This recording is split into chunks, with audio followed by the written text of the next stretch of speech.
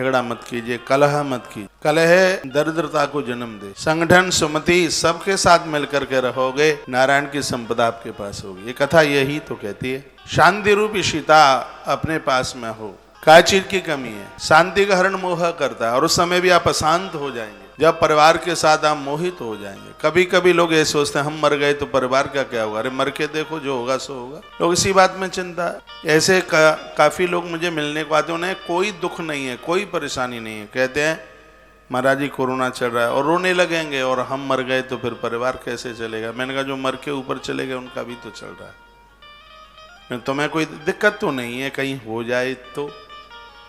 मैंने कहा 6 चीजें भगवान के हाथ हैं, तुम्हारे हाथ होती तो तुम्हें ईश्वर बन जाते। फिर बिहारी जी के दर्शन करने को थोड़ी तुम आते, तुम ये सोचते कि बिहारी यहीं चल करके आ जाए। लोग इसी बात में बड़े चिंतित हैं। बहुत आग्रह पूर्वक निवेदन है, जीवन को इतना सुंदर बना लो, आनंद में डूब जाए बिल्कुल। आइए, शांति के कुछ सूत्रों का वर्णन किया गया है और वह मैं आपके बीच में रख रहा हूं।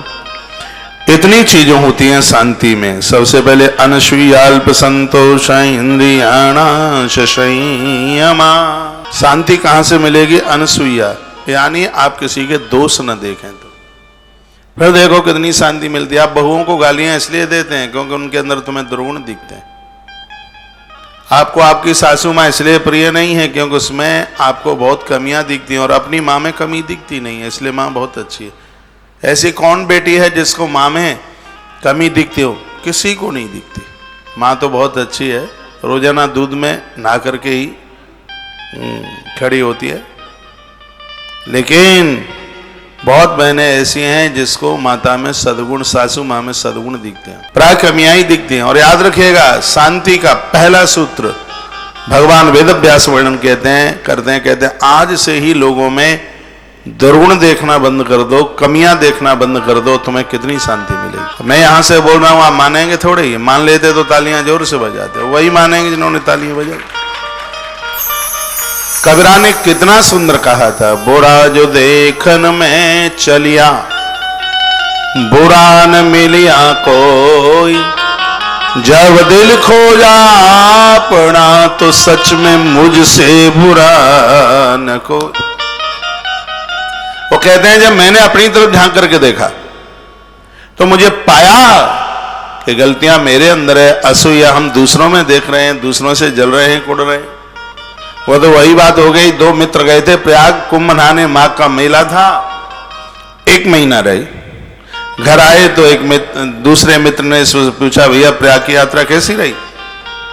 तो वो तो चोर था, डांकू था वो दूसरा वाला जिसको वो लेके गया था संग। उसने कहा मैं कोई नहाने वाने को नहीं गया, मैं तो तुम्हारे अटैची का ताला तोड़ने को गया। कहीं गड्डी हाथ लग जाती, लेकिन तुम इतने चतुरा निकले, पता नहीं पैसा तुमने कहां छिपा दिया। यहां तक मैंने तुम्हारी तकिए की खोली भी उतार के देखी, लेकिन पैसा नहीं मिला। तो मित्र ने कहा यही तो तू गलती कर गया, तूने मेरे तकिए की खोली उतार के तो देख ली थी।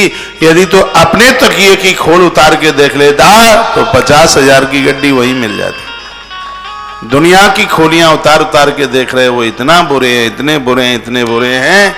कबीर साहब कहते हैं एक बार अपनी तरफ भी तो झांको, तुम कैसे हो? दूसरों की तो कमियां नजर आती हैं, लेकिन अपनी कमी नजर नहीं आती। देखो भजन बढ़ता है कि नहीं बढ़ता, आराधना साधना बढ़ेगी कि नहीं बढ़ेगी, कमियां अपने अंदर देखो, दोष अपने देखो और गुण दूसरों के देखो। सामने वाले व्यक्ति के अंदर हजारों दुर्गुण हैं, लेकिन फिर भी उसके अंदर कोई न कोई गुण ऐसा होगा, उस गुण को हम स्वीकार कर लें तो हमारा जीवन धनी हो जाएगा।